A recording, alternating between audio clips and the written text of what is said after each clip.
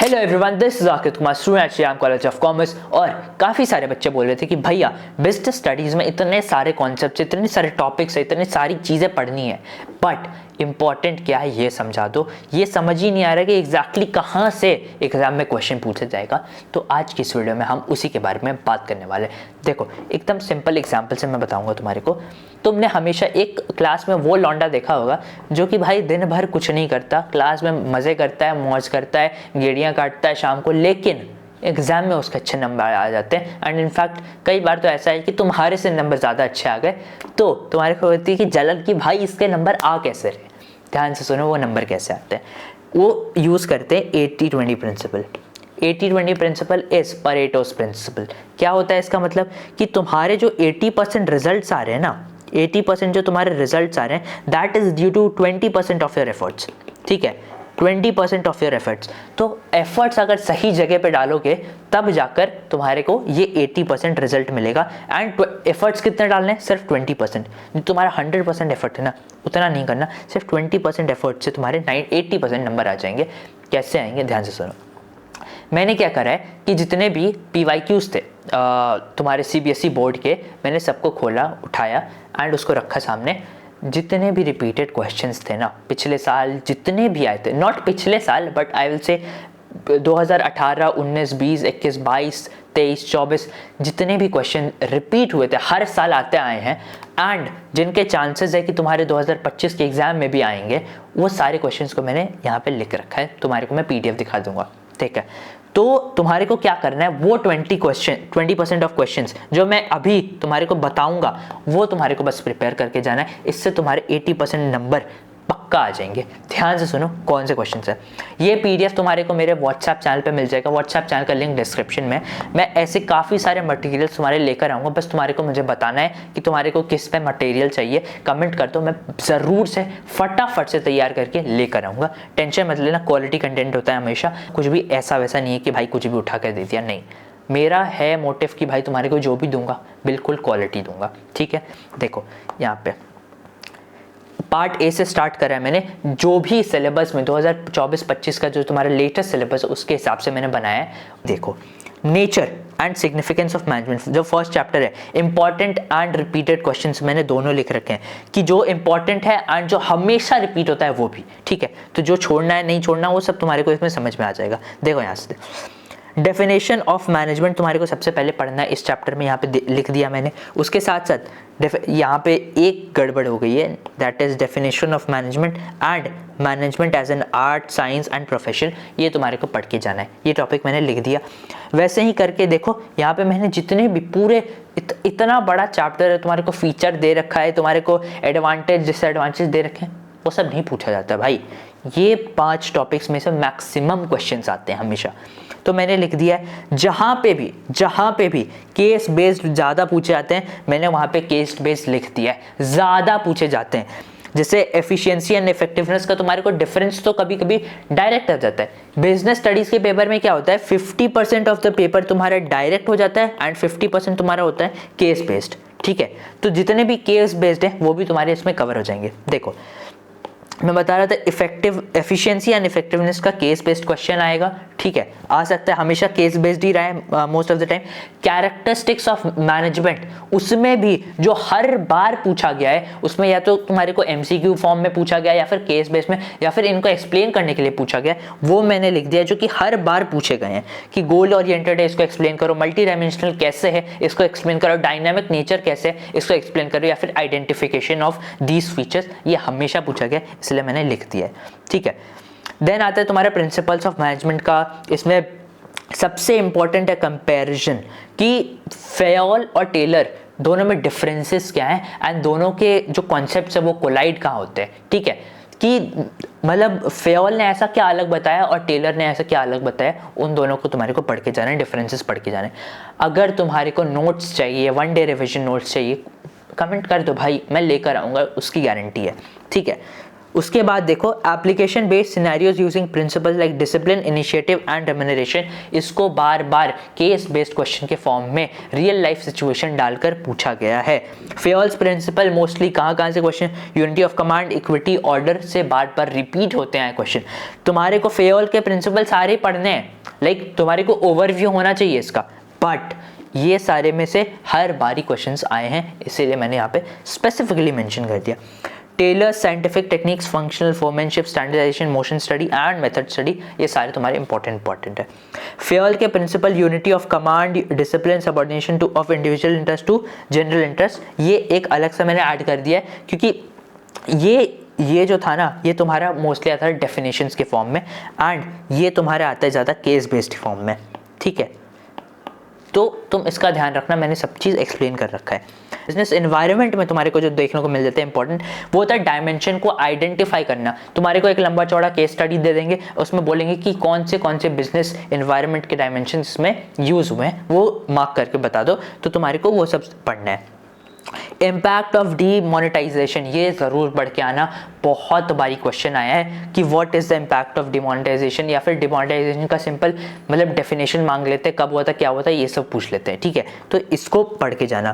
First mover advantage and identifying opportunities and threats, जो business environment का तुम्हारा advantages वगैरह है, ये सब तुम पढ़कर जाओगे। ये हर बारी पूछा गया, इसलिए मैंने इसको अलग से लिख दिया है, ठीक है।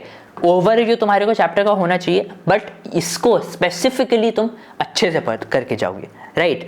देन आता है तुम्हारा प्लानिंग का चैप्टर। प्लानिंग में क्या है, स्टेप्स ऑफ प्लानिंग प्रोसेस, तुमको एक्रोनिम बनाने हैं सबके एंड सारे स्टेप्स वैसे याद कर लेने। प्लानिंग प्रोसेस का क्या था, एस डाइज एफ, ठीक है। ये तुम्हारा प्लानिंग प्रोसेस का एक्रोनिम था, वैसे ही एक्रोनिम तुम खुद से बना सकते हो, चाहिए तो वो भी मैं लेकर आ सकता हूँ, तुम कमेंट कर देना, बता देना। तो प्लानिंग प्रोसेस हर बार पूछा गया है, क्या किसके फॉर्म में पूछा गया है, फिल इन द ब्लैंक्स के। मैंने देखा था कुछ question fill in the blanks में आ रहे थे, कुछ क्वेश्चन ऐसे डायरेक्ट थे कि भाई explain the planning first 4 steps of planning process, ऐसे आ रहा था, ठीक है।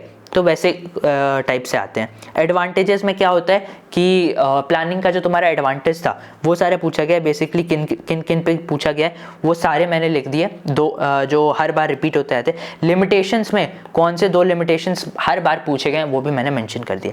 टाइप्स ऑफ प्लान पढ़ के जाना, सिंगल एंड स्टैंडिंग प्लान में जितने भी प्लान इंपॉर्टेंट सारे हैं वो सब तुम पढ़ के जाओगे। बजट स्पेसिफिकली देख लेना, हर बार पता नहीं इनका फेवरेट क्वेश्चन है कि बजट पे क्वेश्चन डाल देते हैं, तो बजट देख लेना। Case based questions to identify the plan, एक केस दे देंगे और तुमको बता देंगे, पूछेंगे कि भाई किस टाइप का प्लान इसमें यूज हुआ है बताओ, तो वो करके जाना है तुम्हें।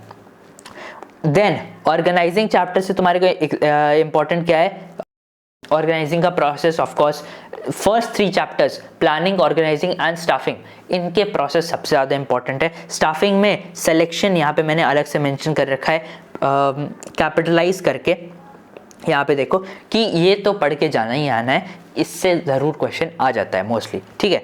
ऑर्गेनाइजिंग में यहाँ पे differences between functional and divisional structures में केस बेस्ड क्वेश्चन आ जाता है, केस देते हैं, बोलते हैं कि इसमें कौन सा टाइप ऑफ जो तुम्हारा ऑर्गेनाइजेशन था वो था, फंक्शनल था या डिवीजन था, स्ट्रक्चर। फिर तुम्हारा आता है importance of organisation structure in improving efficiency, ये डायरेक्ट क्वेश्चन था तुम्हारा कि कैसे हेल्प करता है organising in improving the efficiency of an organisation, importance of organising लिख कर आना है। डेलीगेशन एंड डिसेंट्रलाइजेशन डिफरेंसेस क्या है वो पढ़ के जाना है, ये आता है।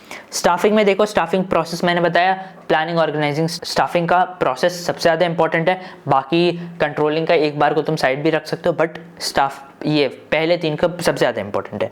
Training and development, importance and differences, ये डिफरेंसेस सबसे ज़्यादा पूछ देते हैं ये लोग, इंपॉर्टेंस तो ठीक है, डिफरेंसेस सबसे ज़्यादा पूछ जाते हैं, तो ये ज़रूर पढ़ के लेना। ट्रेनिंग के टाइप्स जैसे इंडक्शन, वेस्टिब्यूल, अप्रेंटिसशिप, ये सारे क्वेश्चंस हमेशा से रिपीट होते हैं, इसलिए मैंने यहाँ पे लिख दिया है स्पेसिफिकली, ठीक है, कि ट्रेनिंग के टाइप्स जो होते हैं वो सब पूछे जाते हैं। देन आता है तुम्हारे importance of external and internal recruitment.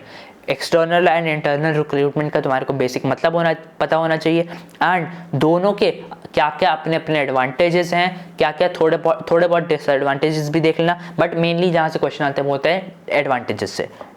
Then आ जाओ डायरेक्टिंग पे। डायरेक्टिंग में तुम्हारे को क्या मेनली पूछा जाता है, लीडरशिप के स्टाइल्स तुम्हारे को दे देंगे एंड बोल देंगे explain with an example. Features of directing, continuous process, initiates action, ये वाला तुम्हारे को हमेशा रिपीटेड दिख जाता है डायरेक्टिंग के साइड से, ठीक है। Maslow's need hierarchy theory direct question दे देता है कि भाई मैस्लोज नीड हायरार्की थ्योरी क्या है, उसका पूरा डायग्राम बनाकर बताओ, तो ये तुम्हारे को डायरेक्ट क्वेश्चन मिल जाता है। देन आता है तुम्हारा formal and informal communication, case based आ जाता है कि आइडेंटिफाई करना है कि फॉर्मल कम्युनिकेशन था, इनफॉर्मल था, किस टाइप का था, वो आइडेंटिफिकेशन के लिए आ जाता है, मैंने लिख दिया यहाँ पे। Barriers of effective communication and there types, जितने भी बैरियर्स हैं टू इफेक्टिव कम्युनिकेशन वो सभी तुम्हारे को पढ़ के जाना है, ठीक है। ये मोस्टली तुम्हारे को केस बेस में भी दिख जाएगा, फिर इन द ब्लैंक्स में भी दिख जाएगा, एंड कभी कभी डायरेक्ट लिख देते कि मेंशन इतने number of barriers to effective communication, ऐसे आता है। देन तुम्हारा आता है कंट्रोलिंग में कंट्रोलिंग प्रोसेस तुम्हारा इंपॉर्टेंट है, बट जैसे मैंने बोला first 3 planning, organising and staffing के सबसे ज़्यादा इंपॉर्टेंट है, उसको मिस मत करना। कंट्रोलिंग का प्रोसेस इंपॉर्टेंट है। CPC and management by exception, ये तुम्हारा सबसे ज़्यादा इंपॉर्टेंट है, इस पर केस बेस आता है, लॉन्ग फॉर्म क्वेश्चन आ जाता है, तो इसको ज़रूर कर लेना। डिफरेंसेस एंड केस बेस मैंने लिख दिया है कि इन दोनों का या तो बोल देंगे कि इन दोनों में डिफरेंस क्या है वो बताओ, या फिर एक केस दे देंगे, उसमें आइडेंटिफिकेशन वगैरह एक्सप्लेनेशन पूछ लेते हैं।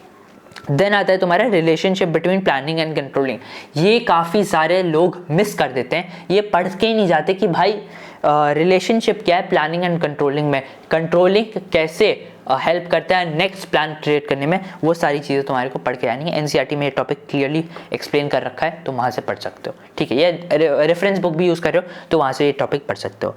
देन आता है तुम्हारा बिजनेस, फाइनेंस एंड मार्केटिंग वाले सेक्शन बी, फाइनेंशियल मैनेजमेंट, ये जो तुम्हारा चैप्टर है इसमें से objectives of financial management direct पूछ देते हैं कि भाई ऑब्जेक्टिव्स ऑफ फाइनेंशियल मैनेजमेंट क्या है बताओ, तो तुम्हारे को वो पढ़ के जाना है। Financial leverage and ROI calculation में न्यूमेरिकल क्वेश्चन देते हैं, तुम्हारे को नंबर्स दे देंगे और बोलेंगे कि फाइनेंशियल लेवरेज सॉल्व करके दो, आरओआई कैलकुलेट करके दो, ये तुम्हारे को न्यूमेरिकल क्वेश्चन ही हमेशा आते हैं इसके। Financing, investment and dividend decision, meaning and importance तुम इसके पढ़ के जाओगे।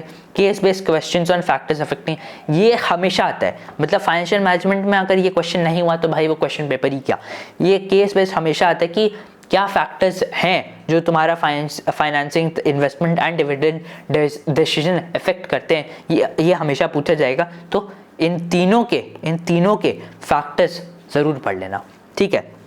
नेक्स्ट आता है तुम्हारा फाइनेंशियल मार्केट्स का। फाइनेंशियल मार्केट्स में तुम्हारे को क्या इंपॉर्टेंट है, types of financial market and their differences, money market, capital market, primary and secondary, इन सब का ओवरव्यू कि मतलब क्या होता है एंड डिफरेंसेस, इन दोनों में अलग अलग क्या है। फुल मतलब लॉन्ग फॉर्म क्वेश्चन आ जाता है तुम्हारा ये कि money market and capital market का डिफरेंसेस लिखो बेसिस के साथ, या फिर प्राइमरी एंड सेकेंडरी मार्केट के डिफरेंसेस लिखो विद बेसिस, ये डायरेक्ट आ जाता है। देन आता है तुम्हारा objectives and functions of SEBI, regulatory function, development function, 3 जो फंक्शन है ये केस बेस में कभी कभी पूछा जाता है एंड मोस्टली तुम्हारे को ये डायरेक्ट क्वेश्चन में देखने को मिलेगा। फंक्शंस ऑफ स्टॉक एक्सचेंज तुम्हारे को डायरेक्ट दिख सकता है and trading procedure in stock exchange तुम्हारे को डायरेक्ट पूछ सकते हैं वो लोग, ये सारे इंपॉर्टेंट है फाइनेंशियल मार्केट से। मतलब कि तुम्हारे को बस इतने ही टॉपिक्स कवर करने हैं इस चैप्टर से, तो तुम्हारे नंबर पूरे के पूरे आ जाएंगे, टेंशन की कोई बात नहीं। देन आता है तुम्हारा मार्केटिंग का चैप्टर। मार्केटिंग में देखो क्या है, मार्केटिंग फिलोसफीज आइडेंटिफिकेशन, मतलब कि आइडेंटिफाई करने के लिए पूछ देते कि कौन सी फिलोसफी यहाँ पे यूज हुई है। Then overview of the 4 elements, मतलब कि तुम्हारे को बेसिक मतलब पता होना चाहिए कि 4 पीस का मतलब क्या होता है एंड वो 4 पीस कौन से हैं। देन आते हैं तुम्हारे promotional tools like personal selling and advertising, explanation with example direct question में तुम्हारे को देता है। एडवर्टाइजिंग वर्सेस पर्सनल सेलिंग तुम्हारे को डिफरेंसेस का क्वेश्चन मिल जाता है। देन चैनल्स ऑफ डिस्ट्रीब्यूशन, जो तुम्हारा 0 लेवल, 1 लेवल, 3 लेवल, वो सारे क्वेश्चन तुम्हारे को डायरेक्ट देखने को मिल जाते हैं। एंड चैनल्स ऑफ डिस्ट्रीब्यूशन में कभी कभी तुम्हारे को ये भी मिल जाएगा कि आइडेंटिफाई करो कि ये कौन सा चैनल ऑफ डिस्ट्रीब्यूशन था, केस बेस में तुम्हारे को दिख जाएगा। देन आता है तुम्हारा कंज्यूमर प्रोटेक्शन वाला चैप्टर। कंज्यूमर प्रोटेक्शन सबसे इजी चैप्टर है, मतलब इसको तो तुम छोड़ ही नहीं सकते, बचपन से पढ़ते आ रहे हो। कंज्यूमर राइट्स तुमने पढ़ा होगा, रिस्पॉन्सिबिलिटीज अभी पढ़ लो, रिस्पॉन्सिबिलिटीज क्या होते हैं कंज्यूमर के एंड उनके राइट्स क्या क्या है, वो सारे केस बेस्ड मोस्टली पूछे जाते हैं। एंड कई बार क्या होता है कि बोल देते हैं लिस्ट करने की कंज्यूमर राइट्स क्या है या फिर कंज्यूमर रिस्पॉन्सिबिलिटीज़ क्या है वो लिस्ट करने के लिए बोल देते हैं। नेक्स्ट आता है तुम्हारा redressal agencies, district, state, national, इसको डिटेल में पढ़ लेना, क्वेश्चन आते हैं, केस बेस्ड भी आता है एंड कभी कभी फुल फॉर्म क्वेश्चंस भी आ जाता है, तो इसको एकदम ध्यान से करके ना इसको छोड़ नहीं सकते। देखो कंज्यूमर प्रोटेक्शन सबसे ईजी चैप्टर मुझे लगता है कि भाई इससे ईजी कुछ नहीं हो सकता, तो ये ज़रूर करके जाना, ये बहुत इंपॉर्टेंट है एंड ईजी नंबर है तुम्हारे, तुमने पढ़ रखा है भाई ये थोड़ा बहुत तो पहले भी। तो इससे कंप्लीट हो गया तुम्हारा सारा इंपॉर्टेंट क्वेश्चन, बीएसटी का जितना भी था मैंने सब कुछ बता दिया, एक्सप्लेन भी कर दिया कि कैसे कैसे क्वेश्चन पूछे जाते हैं। तुम्हारा काम क्या है, तुम्हारे को वीडियोस से पढ़ना है, तुम्हारे को बुक्स से पढ़ना है, जैसे भी पढ़ना है तुम पढ़ो। तुम्हारे को नोट्स चाहिए मैं वो भी ला कर दूंगा, तुम बता दो मुझे, एंड इन सब चीज़ों को फॉलो करो। पीडीएफ मिल जाएगा तुम्हारे को मेरे व्हाट्सएप चैनल पे, व्हाट्सएप चैनल का लिंक तुम्हारे को डिस्क्रिप्शन में मिल जाएगा एंड होपफुली कमेंट में भी मैं पिन कर दूंगा उसे। Follow me on Instagram for anything if you want to ask me personally, या फिर तुम यहाँ पे कमेंट में भी कर सकते हो जो भी प्रॉब्लम चाहिए। नेक्स्ट वीडियो तुम्हारे को किसके ऊपर चाहिए कमेंट कर देना, एंड अगर तुम्हारे को कोई सजेशन देना है कि भैया ये चीज़ अगर कुछ अलग से है जो क्लियर नहीं हो रहा, उसको भी कमेंट कर दो, मैं तुम्हारे को वो भी कमेंट में आंसर कर दूंगा। मिलते हैं नेक्स्ट वीडियो में। Thank you for watching this video.